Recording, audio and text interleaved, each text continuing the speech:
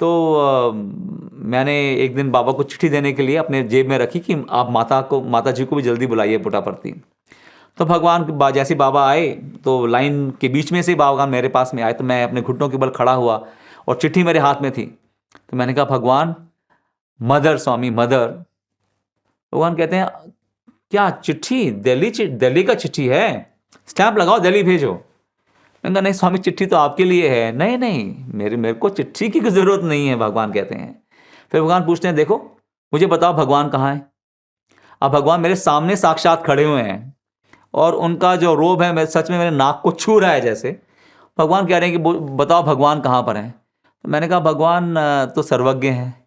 कहते हैं हाँ, पर वो सही मायने में तुम्हारे हृदय में ही अपने आप को स्थापित करते हैं।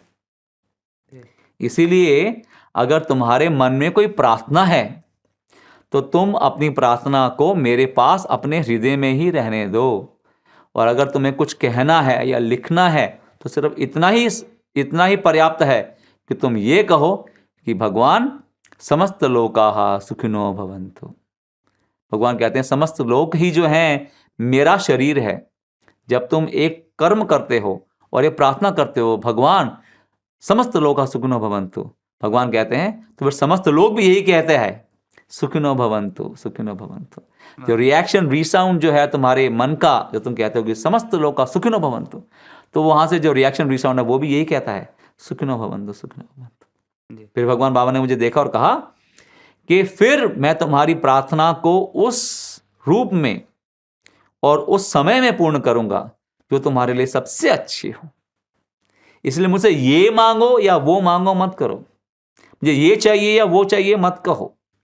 तुम सिर्फ अपनी इच्छाओं को, अपनी प्रार्थनाओं को अपने हृदय में ही मेरे पास रख दो, in the inner most recesses of the heart. अपने अंतर मन की गहराइयों में उस प्रार्थना को छोड़ दो मेरे पास। और अगर कुछ कहना ही, अगर भगवान के चित्र को हम देखते हैं, मंदिर में बैठते हैं, तो उनसे क्या मांगे? भगवान तो अंतर मन में है। सिर्फ मांगना क्या है? भगवान समस्त लोकाः सुखिनो भवन्तु, भगवान सबका भला हो। सर्वे भवन्तु सुखिनः सर्वे भवन्तु निरामया सर्वे भद्राणि पश्यन्तु मा कश्चित् दुःख भाग् भवेत्। हम ये प्रार्थना करें भगवान से कि भगवान सबका भला हो, सबका कल्याण हो, सब निरोगी बने, इस संसार के दुखों को दूर करो भगवान। तो भगवान कहते हैं कि अगर तुम ऐसी प्रार्थना करते हो तो इससे तुम्हारा अपना ही भला होता है। एक बार भगवान बाबा जब हिप फ्रैक्चर के बाद में भगवान बाबा अच्छे से चल नहीं पा रहे थे तो हम बहुत दुखी थे भगवान बाबा को देख के। मुझे मालूम है कि भगवान बाबा ने लाखों लोगों को एक क्षण में अपने संकल्प से ही जो है भगवान बाबा ने निरोगी बना दिया है, तो भगवान बाबा अपने आप को सही क्यों नहीं कर सकते हैं?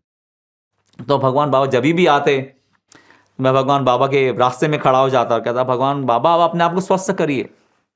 भगवान बाबा हमेशा यही कहते कि मैं जल्दी अपने आप को स्वस्थ करूँगा, जल्दी करूँगा। फिर भगवान कहते कि देखो जो मेरी सत्साई संस्थान है वो असल में मेरा शरीर है, पर मेरे इस शरीर के अंदर में दो व्याधियां हैं, एक है अहंकार और एक है इच्छाएं। जब तक मेरी सत्साई संस्थान अहंकार से और इच्छाओं से रिक्त नहीं होगी मैं ठीक कैसे हो सकता हूं? इसलिए तुम जाओ, तुम मेरी संस्थान में जाओ, तुम मेरे ऑर्गेनाइजेशन में जाओ और लोगों को समझाओ कि ये जो संस्थान जो बाबा ने बनाई है ये भगवान बाबा के शरीर स्वरूप है।